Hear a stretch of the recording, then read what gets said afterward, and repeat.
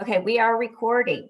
So I first welcome everybody, and I am really excited that we have some new guests to K-State today. Virtually, new guests virtually.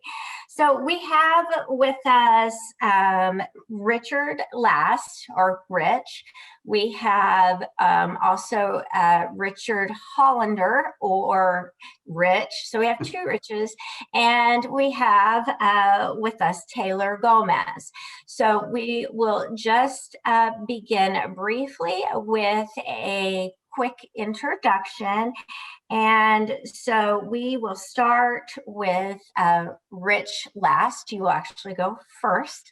And you have graduated, your education was from the city of New York in Brooklyn, and then also from Long Island University. So welcome, and if you could give us just a brief introduction as to your career highlights since college graduation. Okay, who remembers? Such a long time ago. Actually, I spent most of my career with the JCPenney company, 37 years, believe it or not. Started in the catalog division and always worked on a direct-to-consumer part of the business. So I started in inventory management and merchandise planning. And then I found my niche, I guess, in new business development, and worked on a lot of new projects like launching international catalogs and something we called electronic retailing, which eventually became the web. And we were the first department store online back, believe it or not, 1994. And running jcpenney.com, that got me involved in the online retailing industry. Through shop.org, which was the largest trade association at the time. And also that got me involved with the University of North Texas. I spoke at a seminar like this one. Rich Hollander was the chairman of the advisory board, and that's where we connected. And he got me on the board. And when I left Penny's, I went up to UNT and began a digital retailing degree program. And actually, that's where I met Taylor, and she was my student assistant and my event planner for events like this one. And a couple of years later, here we are, the three of us back together running Accelera company. And I'll turn it over to whoever is next, Dr. Robbins. Oh, okay. Well, and you can call me Joy. Taylor, let's go with you. And so you graduated from the University of North Texas in 2018, so fairly recent graduate. For those of you who don't know, UNT is in the Dallas-Fort Worth area. They have several satellite campuses, and your degree was in merchandising and digital retailing. Is that correct? Correct. Yes. Correct. So we have a dual program. So it's actually 2 degrees. Just as Rich mentioned, he headed up the digital retailing program. So I was lucky enough to be one of his students before he retired at UNT. And so I have 2 degrees, which is very cool, from UNT. Thanks, Taylor. And we will allow Taylor to speak a little bit longer in just a few minutes. But I would say for all of you, my students, if you have not connected with these people through LinkedIn, I highly encourage you to. And Taylor, I must say, is a great role model. Not that the other 2 Riches aren't, but she has been out of school for a very limited amount of time and has accomplished quite a lot. And she has also started her own online business, which we will get to. And then finally, we have Rich Hollander. And Rich, you graduated from Humboldt State, which is in California, I believe. And then you completed the retail executive program at Babson College in Massachusetts, which I think we might know someone in particular, or we have more than just Jana that we know about. That we'll save that conversation for another day. So give us a short rundown of your career path since graduation. Oh, wow. I was going to be a teacher, but in 1972, there was no teaching jobs because everybody was coming back from Vietnam. So I went to work at my dad's Radio Shack, and I guess I did pretty well. A month later, they gave me my own store to run. 3 years later, they gave me a district to run. 6 years later, they gave me a region to run. And then about a year and a half later, I ran all of our computer centers. And then we bought a company, and they decided that I would run that company as a division of Tandy Corporation. And then I got to be part of the executive team, and my job was to create new concepts. So I created or helped create 2 new concepts. One was called Computer City, and the other one was called Incredible Universe. And Incredible Universe was a 186,000 square foot consumer electronics store. Remember, this was coming from Radio Shack, and Radio Shacks were about 2,500 square feet. And got to host Bill Gates at our opening of our Seattle store. And so Bill Gates and Steve Ballmer were at our opening, and we showed them how we could use the internet between 2 stores. It's the first time either one of them had seen that. And so we were able to do that. After Tandy Corporation, I went to work for a company called Buxton, which is the largest retail consumer analytics company in the United States. And they help retailers understand where they should put stores and where they shouldn't. From there, did a little bit of time at MasterCard, and quickly realized that I was not designed to retire. So I never got the concept of sitting around waiting to die. So I got with Rich last, and we created this company called Accelera, and we'll tell you a little bit about that as we go along. And then Taylor decided that she could come join our group, and now we have the 3 musketeers that have quite a lot of fun and make some money. All right. So Rich Hollander, you will have to be leaving us a little bit early, I understand, based on our phone call yesterday. So we have had just a slight agenda change, and we have you first. So would you like me to share my screen? So, okay, I will share my screen. And it's always exciting for Taylor and Rich because they're never quite sure what I'm going to say. There you go.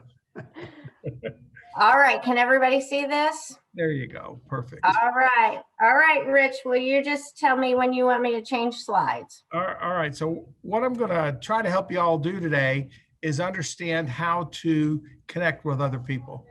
And I had a very good teacher on how to do this. His name was Bob Boland. He was mayor of Fort Worth. And I could, when I was president of Buxton, I could bring friends into him and they'd say, hey, Bob, I want to work at blank, blank, blank. He would have this incredible Rolodex in his mind. And 2 seconds later, there was that connection.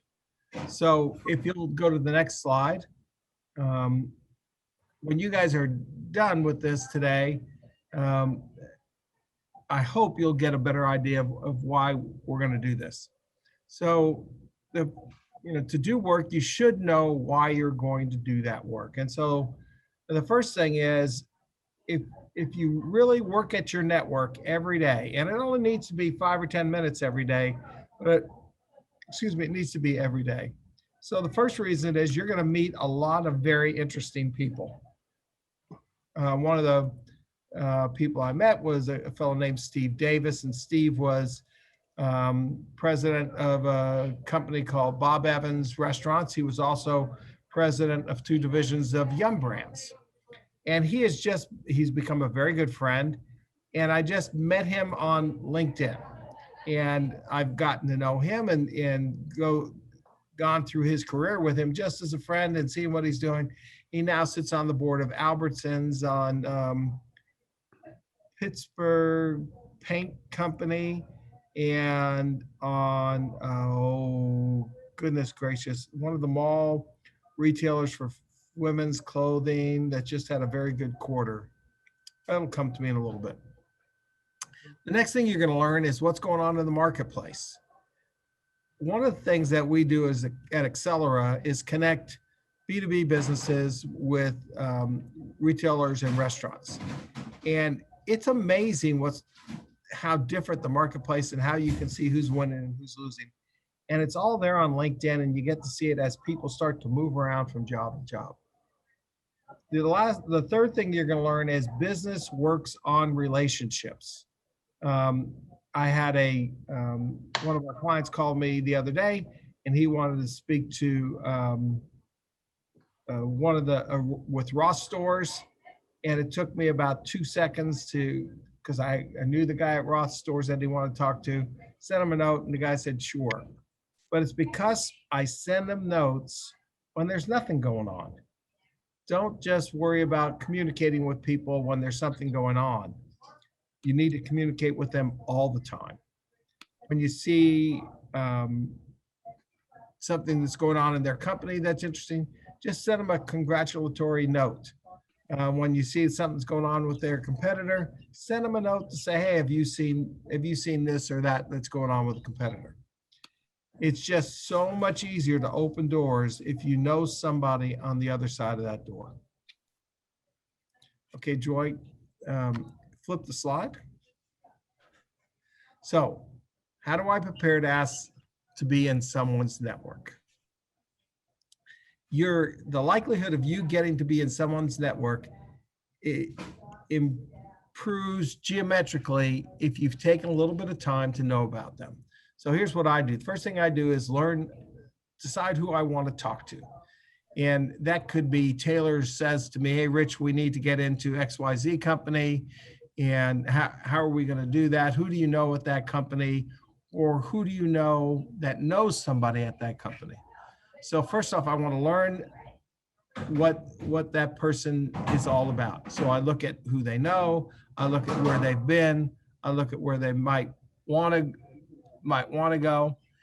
And I send them a note. When you look to apply, or link in with them, there's a button that says, would you like to send a note with it? Well, make sure that note is interesting. That's really the most important thing you can do. And talk about why they are of interest to you. Be concise, let them know who you both know. And today, you're not going to both know anybody except for perhaps Rich Last or myself. Rich Last knows everyone in e-commerce. And I mean, he knows everyone. I am jealous of his e-commerce connections, but we're business partners, so I'm not all that jealous. Always leave a message with your name when you send the message. So just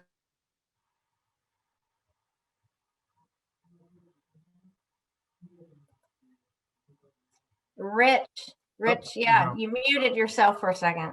I don't think I did. Anyway, it says always leave your name when you send a message to somebody. I always say this is Rich or this is Rich Hollander. You have 300 characters that you can use. Use all 300, but be concise. Learn about the company they're working for, learn what the company's doing, learn something interesting, and just replay that something's interesting. Whatever you find interesting about them, replay it. People always want to hear that they're doing well. And also learn where they went to college. You know, I went to a very small school in Northern California. It was even much smaller when I was there. It's about 2,500 students. But in 1972, there's a lot fewer people that could read and write in America than there are today. So learn about the college, learn what makes that college interesting, and feed that back to them. Okay, Joy, next. Can you switch the slides? There we go. So how do I build my network? And Taylor will tell you that she makes me do this all the time. First thing is I spend 30 minutes on LinkedIn every morning when I get to the office. It's part of my daily things I do. And I always ask a few people to be part of their network. And then you need to know this. You need to know that LinkedIn has an algorithm, just like Facebook does or any of the other social networks. So today, I don't accept invitations other than for you guys, and I'll tell you guys how to be part of my network. I don't accept invitations of people that aren't officers of their companies and that aren't in the retail and restaurant business. And the reason I do it, because in the algorithm, they will then feed my name to people that are in the retail and restaurant business, and those people will ask to join our network. So it's really easy to understand this. If you want a career in retail, then you need to be linking in with people in the retail world. Tell them you're a student at K-State. Tell them you're interested in merchandising or real estate or supply chain, whatever it is that, or IT, whatever it is that you have an interest in, let them know that, and they will accept your LinkedIn note. But don't, if somebody asks to link in with you and they're in the middle of Australia and they don't have anything that can help you at this time, it's really not a good idea to link in with them. And I will just tell you that, because you'll just get your name linked, out in Australia. And that, unless you plan to go to Australia, it's probably not a good idea. Now, if you plan to go to New Zealand, you need to link in with me and I will help you out there, because I've got family there and we can help you in New Zealand. But another day, another story. So what's the best targets to network with? It's people that are in your area of interest, okay? And this is the last thing I'm going to tell you. This is on this slide. This is really important. Linking in with people in the HR world is a total waste of time. They are not there to help you. I hope none of you are in the HR world, but this is the real facts. My HR friends will tell you that as well. They are not there to help you. If you're going to apply for a job somewhere, find somebody in that company that you're linked in with that can help you. HR is just there to keep everybody out of jail. That's their purpose. Rich, am I wrong?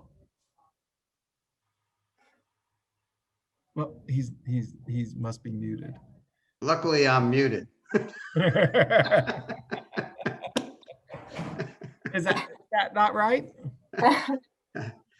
Yeah, if I'm just going to add to that is if you do everything Rich says and you're connected to people in your area of interest, the HR recruiters are going to find you. You don't have to worry about them. They're going to find you because they want to connect to those same people. They don't want to necessarily connect to you because you're a student at K-State. They're going to want to connect to you because they see how powerful your LinkedIn connections are. So yeah, I wouldn't go out of my way for sure. They're going to be hunting you down. Okay. Next slide, Joy. All right. So play above your weight class. Don't worry that you're a student. You are the CEO of you. Make sure you have a goal with each invite you send. What do you want to get out of it? So if you're sending an invite to me or to Rich or to Taylor, you want us to let you be part of our network so you can see everybody that's in our network. But if you're going to send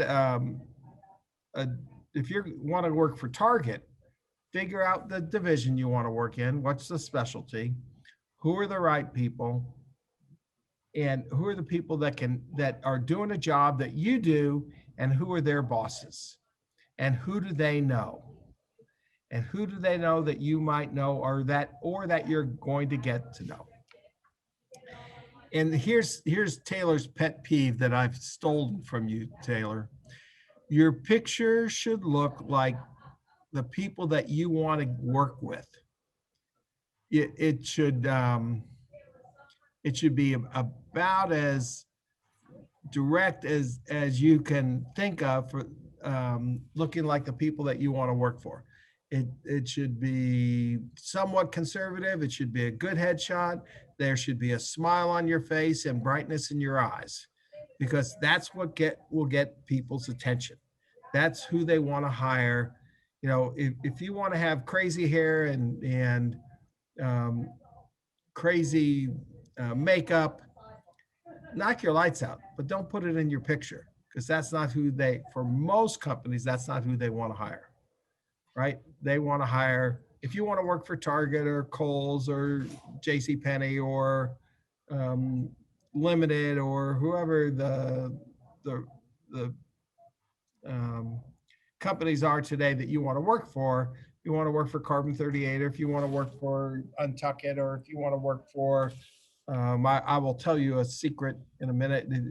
If you want to work for Samsung, and you should want to work for Samsung right now, then take a look at what their people look like, right?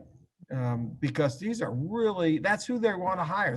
Everybody wants to be surrounded by people that look like them, because everybody thinks that they're successful. And so they want to reinforce that. So play above your weight class. Don't be intimidated on who to send a note to, and don't be discouraged about it. If after 2 weeks they haven't responded to you, go through your system, take those names out, and ask them again. They probably just need to be reminded. Okay, next. Okay, that's it. All right, now you guys can ask me, I want to change my view. You can ask me any question you'd like, and I will answer that question. And I will add to that Dr. Jody and myself are also watching the chat box. So if you have a question, feel free. We can ask it in the chat. We can ask it for you if you would like. Also, if you'll send me an invite on LinkedIn, and I'm on LinkedIn, there are several Rich Hollanders, shocking. But I'm on LinkedIn, and just say we met at the K-State, whatever this is, and I will say yes to the invite. So just to give you an example that I practice what I preach to all of you over the holiday break. It was one January day and it was cold and there was nothing else to do. And so I went to one of our former department heads of our program here at K-State, and I went to her LinkedIn page and saw who her connections were. And so I connected him with Rich Hollander, and he messaged me almost right back and said, "How can I help you?" And I said, "Well, I have a couple of reasons, but one primarily is I would like to know if you're interested in speaking to my students." And he said, "Great." And then he made contact with Richard Last and with Taylor, and I got to know them as well. So linking in with the right people is very important. All right, well, I am going to, for the sake of time, again, feel free to put questions in the chat box if you would like, but I'm going to move on with Taylor. Taylor, tell us a little bit about what you do in your current position, but also you started your own business while you were still in college. So tell us about that as well. Yeah, so currently at Accelera, what I do is I manage the operations. So the day-to-day, I make sure that everything is going smoothly with our partners and our clients. And again, our clients are B2B companies who provide solutions for retailers and restaurants. and we facilitate meetings with our clients and these retailers or restaurants of, that they would like to meet with. So I just make sure that's running smoothly. That entails talking to them daily, right? So we have meetings, updates with our clients. Here's what's happening with these retailers. What's happening in the industry right now? How can your product be a solution to these companies? So that's kind of what I do daily at Accelera. It is small, right? I would still consider us to be somewhat of a startup. So we're all kind of hands-on. Everyone is doing almost everything, right? So we've got our hands in every single situation. But it definitely, it's fun. It keeps you on your toes. And there's a lot to learn. I've met a lot of people, and I don't think any other position I would have met the amount of people that I have, and at the status that these people work, right? So it's all C-suite, director level or higher. I've been able to be in conversations with marketing officers at various retail and brands that I look up to and learn from them, and have two of the best mentors, both Riches. So I'm very lucky to have them as well. But I actually got into Accelera and started with Accelera from Rich Last, who, like I said, was my professor at UNT. And he kind of told me what they were doing at Accelera, and we have been talking about the kind of business that I wanted to create, which is an online styling platform. It helps you find the clothes that match your style much easier online than it is today. And he said, why don't you work at Accelera? This could help build your network. There's lots of people you can vet your idea against, tell them what you're doing, see if it's something that the industry is needing right now. And so I've had the opportunity to do that, work full-time at Accelera and part-time on my company, which has been really great. And I think, I could talk about my company, but I think, Joy told me some of you are interested in building your own companies and having your own brands. And I think that's awesome. And I think that you guys should definitely pursue that. It can be, challenging. I would say don't let, that stop you though, continue to do that. But some tips that I've learned, I guess, from building my company and continuing to do that over time is, have your first career kind of like I did, my first job, and something that will help you build your company. So if it's an apparel brand that you want to build, try to work for an apparel brand that you admire, that has kind of the same culture that you would want to build your brand around. Because I think you don't want to stop your education. Continue your education as long as you can. Never stop that, because that's only going to help you, having a successful company. So I have been able to continue my education with Accelera and build my network company, and that's been extremely helpful. I wouldn't be at the point I am with it without Accelera. So I would say definitely choose your career in something that you want to build on your own, and then also sharpen your communication skills. I think the soft skills we don't always think of as important, but that is probably the most important thing. You can be in the room with the smartest people, but if you know how to communicate well, you're going to seem superior, or even like more, because you understand, you're a good listener, you're able to communicate what you want, what your project is, what your company is. So I would say sharpen your communication skills, just like Rich mentioned on LinkedIn. That's exactly kind of what I did in college. And I was able to network and kind of learn how these people are talking, without being intimidated by them. How are they speaking? What is their language? It's really not all that scary when you kind of get into a room with them and you can blend in and understand how they talk to one another.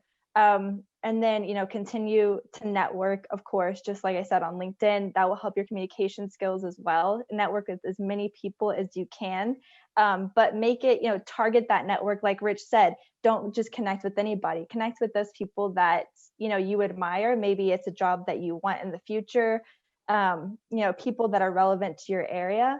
And then talk to those building something similar. So if there's another startup company out there that you admire, talk to that person that is building that startup and say, how did you get here? What did it take for you to build a successful company? And don't be afraid to reach out to these people. If you guys want to build an apparel brand and you need to understand the manufacturing part of it, talk to people in manufacturing. How does this work? What's the cost? What's the, how can I scale this? How long could this take?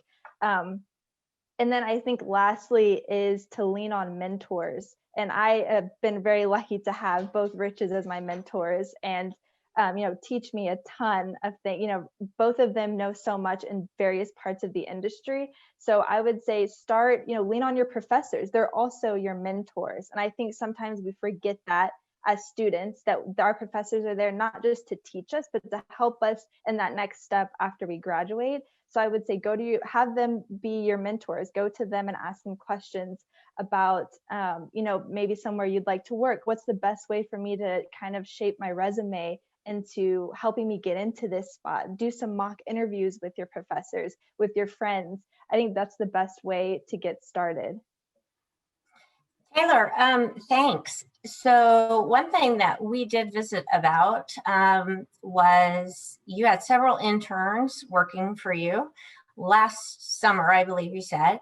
So my question to you is, are you looking for interns again for this summer? And then just generally speaking, what sets an intern that excels? What sets them apart from everybody else? Yeah, that's a good question. So yes, I am very open to having interns this summer. So if any of you guys are interested, I know at Accelera, we're open to it as well as my company. And I did have the privilege of having interns last year. Many of the students at UNT, their internships had fallen through. And so I said, let me go ahead and take over and we can figure something out here. And I think they had a really great time. They were actually able to help me refine my idea. So they were really a part of the beginning of this startup. And I think that's really cool and interesting for them to put on their resume and explain to, whoever it is that they're going to interview with next. I think what set some of the interns apart was, again, the communication skills. I think they were all very intelligent. So it wasn't, I wasn't comparing their intelligence against one another. It was how they were communicating, how they were working with one another and sharing their ideas. I think that was the biggest thing for me, is how they were talking to me, how they were communicating with others, and in groups. I think that would be the number one. It was a little different because it was all over Zoom. So I didn't have the chance to be in person with the interns. So it was different, right? But the interns that took initiative on the on the projects that I gave them, were really the ones that stood apart, and the ones who contacted me after the internship and stayed in touch. I remember those. I remember all of the interns, but I really remember the ones and keep up with the ones who messaged me a month or 2 months after. Keep up now. If they're still looking for jobs, don't forget that the person that was your manager in an internship is still there to help you. Don't lose contact with these people. Keep your network. Just like Rich said, it doesn't need to be a reason to reach out, right? Just continue to keep that network alive. Taylor, we did get a real quick question, or I got one in the chat box. So you are in the Dallas-Fort Worth area, correct? Yes. Yes. Okay. And what is the name of your business? SYFT. It's SYFT. Okay. All righty. So I'm looking at the time. And again, if you have questions you want to ask, please put them in the chat box. Rich Hollander, I know that you have to get off pretty soon. So do you have any final words? No, thank you for allowing me to be here. And if you guys want to reach out to me, just send me a note on LinkedIn. As Joy says, I answer all my notes before I go home every day. And some days it takes me a minute. Some days it takes me more than that by a lot. But I will always, if I don't, Taylor gets mad at me, and God only knows I can't afford that. All right. Every job you have, if you have to work at it, then you ought to be looking somewhere else. And that's not just every day, but occasionally it's going to be work, but you ought to have fun. It's only work if you'd rather be doing something else. Yeah. Good advice. Thank you. Well, if you look in the chat box, there are many thank yous coming up. So Thanks again, Rich, for joining us and for all of the good advice you had. And I'm sure you're going to get a whole lot of invites now on LinkedIn. All right. All right. Okay. So Rich Last, you have had an amazing career and experience in the digital e-commerce world. And if all of you did not catch this in the introduction, or you joined us a little bit late, I think one thing to note is that Rich was the CEO of JCPenney.com, and JCPenney's was the first department store to go online. I believe you said in 1994. Is that correct? That's correct. All right. So tell us about the world of e-commerce and how you go about getting a position and what students should know if they're looking for a position in e-commerce. Great. Well, first off, Joy, thank you for having me. And I'm so glad you asked me to speak about careers in digital retailing or e-commerce, because it's important for you guys. And I say that for 4 reasons. And I realize Rich stood me up with his slides. So you guys are going to have to write some of this down. But the first reason you don't have to write down, because it's obvious why e-commerce is important. It's the fastest growing part of retail, and growth translates to jobs, which translates to careers. So definitely important. But there's 3 other reasons that may not be as obvious that I wanted to share. One is when you study e-commerce, you really become a good retail general manager. And what I mean by that is you really end up looking at the entire value chain of the business, from developing your web store to merchandising that store, to the marketing to bring customers to your store, to the back end fulfillment of merchandise. So it's a great way to learn really all aspects of retail. Another key reason, though, is it gives you an understanding of the customer. Okay, one is retail, but the customer.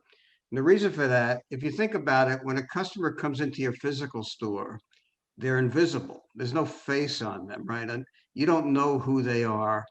And often you don't know who they are throughout their shopping experience unless they come to the register and check out and buy something. Then you've got, because of their credit card purchase, you've got some information about them.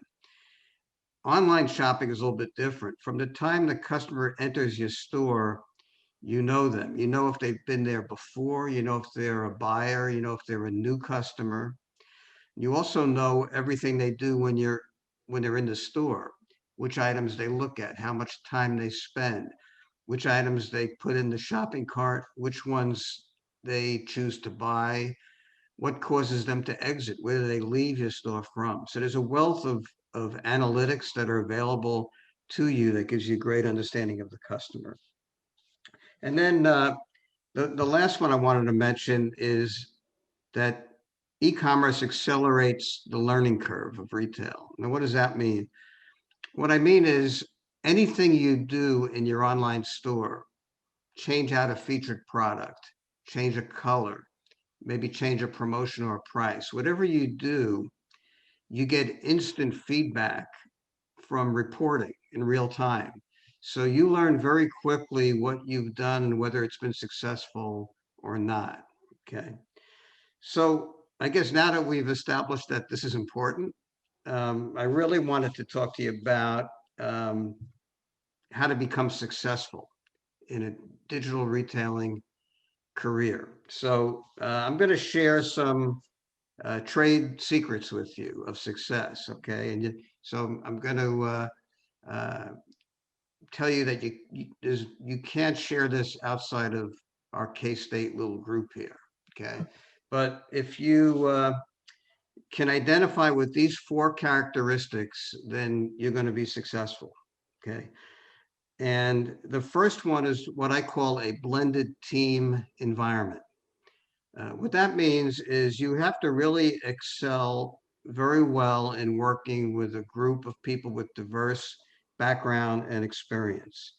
You're going to be sitting side by side, merchants, marketers, technology, operations, solving problems side by side. Now, in a traditional retail merchandising organization, and you guys have probably seen this already in class, but the merchant or the buyer is at the center in traditionally, and then all these other areas support that buyer and their vision, whether it be technology, operations, marketing. Um, the reality is, in this digital world, that whole process is too slow. The only person that's at the center is your customer, and everyone else is an equal, providing that customer experience that's going to make you successful. And that's what I call a blended team environment. Now in school, I'm sure like when I was at UNT, you've got a lot of group projects that you work on. And I know a lot of you hate those group projects for a lot of good reasons, but those things are going to be so valuable later in working in a team environment. Okay, the next one is what I call a testing mindset. Okay, if you're going to be successful, you have to have a testing mindset. So what does that mean? The beauty of digital and the beauty of the web is that everything can be tested, meaning you could put versions of your site, versions of a page up. You could do what's called A/B testing.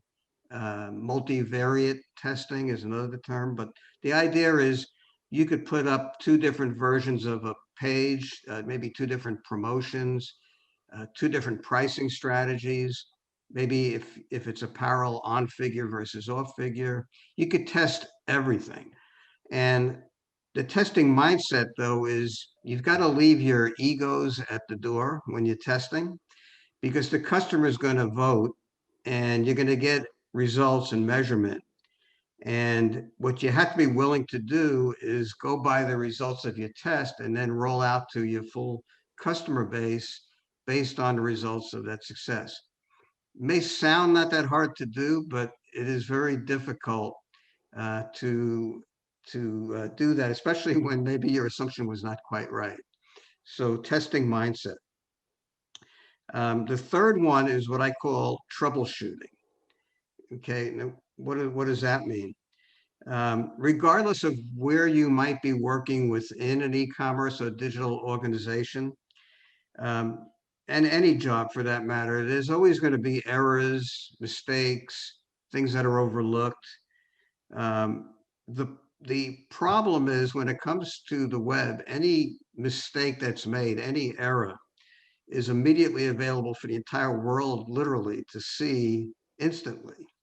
So you've got to be a good troubleshooter because things will happen, but then your ability to discover them and get them fixed quickly with that blended team is what makes you successful. So I used to always tell my teams, first thing in the morning when they get in is to just look over their web pages, look over their categories, just make sure that to the best of their ability, everything is working the way it should before a customer gets a negative experience.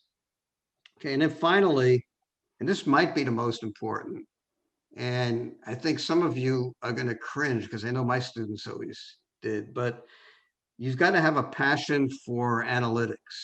Okay, I know a lot of you just don't like numbers and are afraid of numbers, but you'll learn to love numbers if you're successful. And that applies to a number of things. One, it's the web analytics. Like I said before, you'll understand all this customer information in real time that's coming to you. But it's also the larger area of customer analytics, identifying who are your best shoppers, how much money they spend, what they buy, what else they buy. Um, that customer data is going to be very important for you to understand, and more than understand, to really have a passion about. And then there's the financial analytics, which may be scary, but at the end of the day, we all have to make money.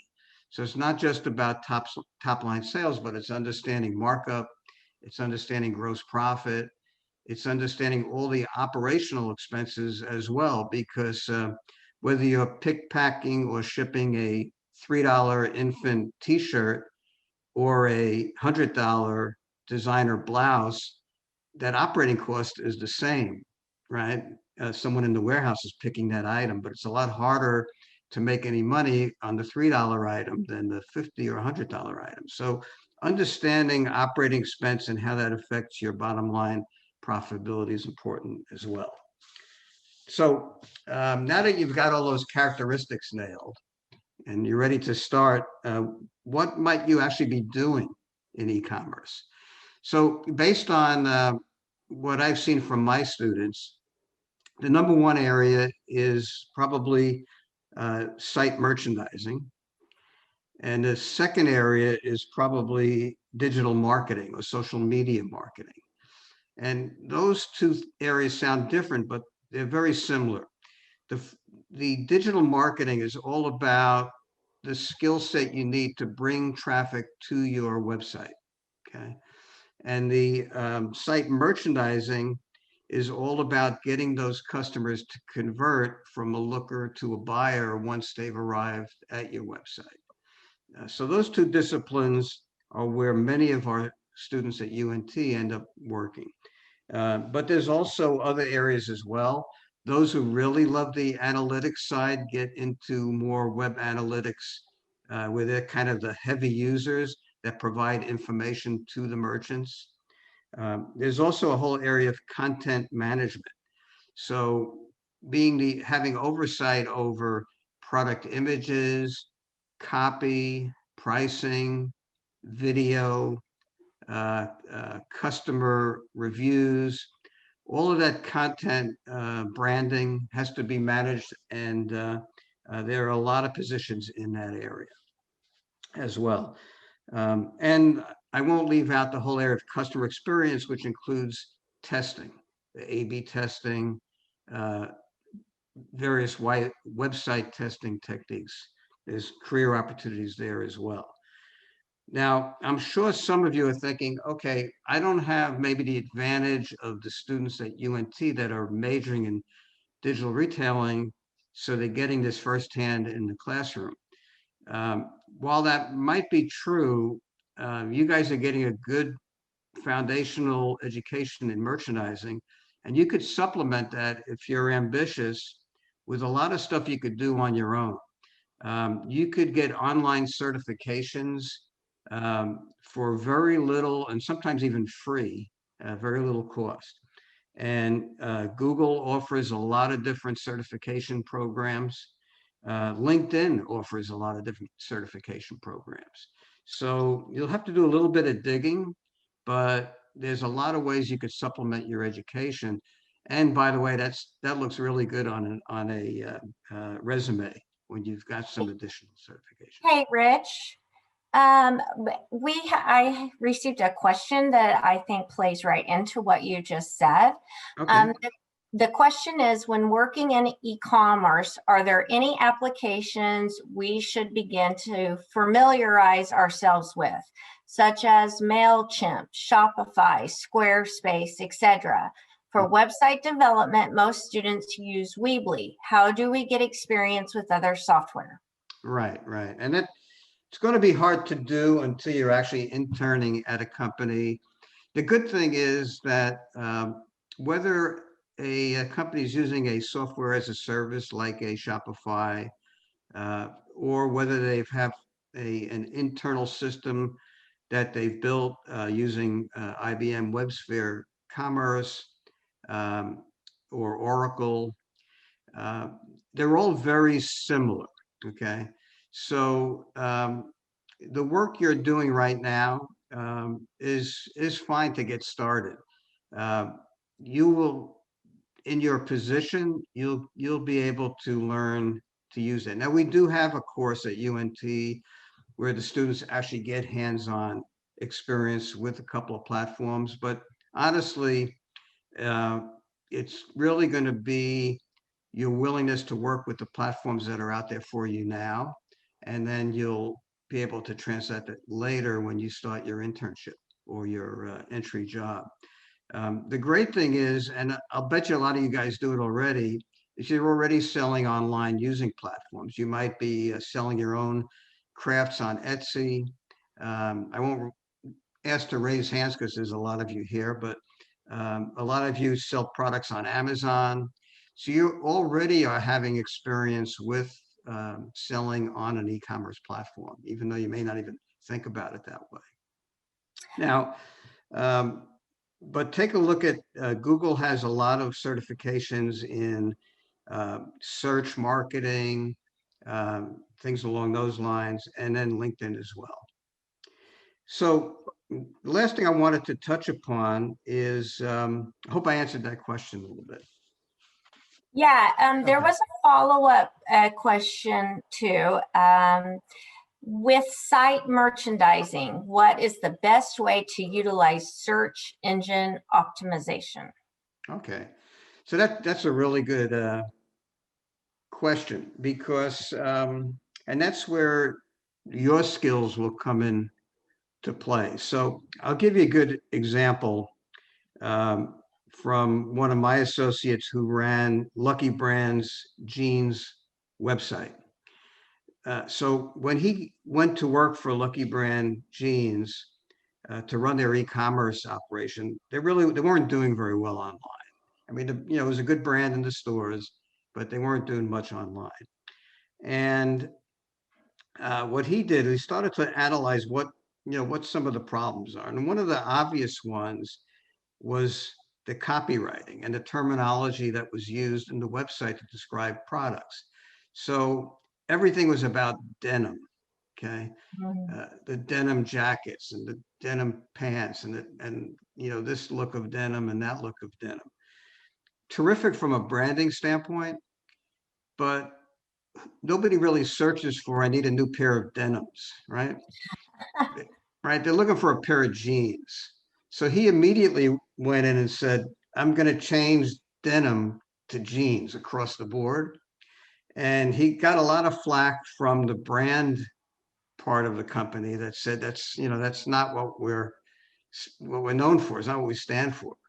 But he reminded them that this is their e-commerce business and they need to be making money doing it.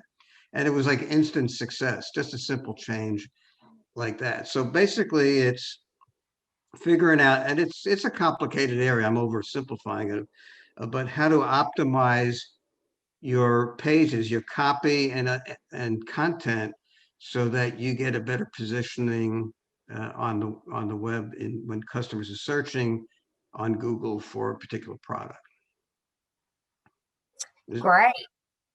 Well, we have about 5 minutes left, so I will, Rich, let you make some last words, and Taylor, you can make a few last words. And for the students, I encourage you to follow up with any other questions you have with these folks on LinkedIn. So, Rich, last words. Sure, just some final comments. And I just lost my screen, but can you still hear me? Oh, yes, we can see you. Oh, good. Okay. So, okay, I must have touched something. So just a last comment is keep an open mind. I know a lot of you probably see yourself working in a fashion apparel retail company or a brand or a wholesaler. And that's fine as a goal, and it may be a long-term goal. But there is a lot of opportunities that you might not have thought about that are out there. Many of my students do work in retail. Some are in omni-channel retailers, others are in pure play online only. There's also manufacturers who sell direct. Okay, but beyond that, there's grocery, which you normally wouldn't have thought of, but think about how grocery online has exploded this year with curbside pickup. So huge opportunity area for careers. Consumer packaged goods.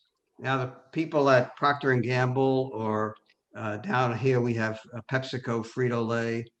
they're not selling a bag of chips online directly to their customers, but they do have online relationships with their wholesale relationships with Walmart.com and Target.com and Kroger, as well as the marketplaces like Amazon. So there are a lot of positions that involve making sure the content, the pricing, promotions on the partner websites are in sync with the company's branding efforts. So consumer packaged goods, hospitality and travel. We've got students working in those areas. So a lot of the principles are the same, whether you're buying a dress online or shopping for an airline ticket online or a hotel reservation online. A lot of these principles are the same. And then finally, the support areas, the companies that Accelera works in. There are a lot of companies that provide support to retailers. It might be digital advertising agencies or digital technology companies, but they need people who can manage those accounts and can talk to talk, if you will, with the retail community. So I just ask that you keep an open mind and never turn down an opportunity, because you just never know where it will lead to next. Thank you. Thanks, Rich. Thank you. Taylor, last Yeah. words? I would agree with Rich too, with something similar as I was going to say. Look at brands that are doing well right now. We've had such a turn of events, right, happening over the past year, and some, apparel wasn't doing as well. So maybe that's not the place that you start. Maybe instead of working for Louis Vuitton, look at Louis Vuitton's marketing team, right? Who's their outside marketing, their third party? Look at the third party, like Rich said, there's a lot of companies supporting these brands that you guys may like and want to work for. That's one way to start, and then will help you, have a leg up when you want to actually enter into that brand when it's a better time. And also just have confidence in yourself. You guys have the education, you have the degree, and be confident when you're looking for jobs and know that you are worthy of those positions. I think that it can be tough and challenging when we feel like there's a lot of competition, but know that you can, achieve that and be confident in the education that you have. All right, Taylor, thank you so much. That was great advice. Yes, keep your options open. And I think too, many of us are so focused on fashion, we don't think about all those other third-party companies that are supporting those fashion brands. So that's excellent advice. So we are out of time. So thank you so much, Rich and Taylor. And you're getting a lot of thank yous in the chat box. And we appreciate your time and joining us today. So, and thanks for all the students for participating. It's good to see all your smiling faces.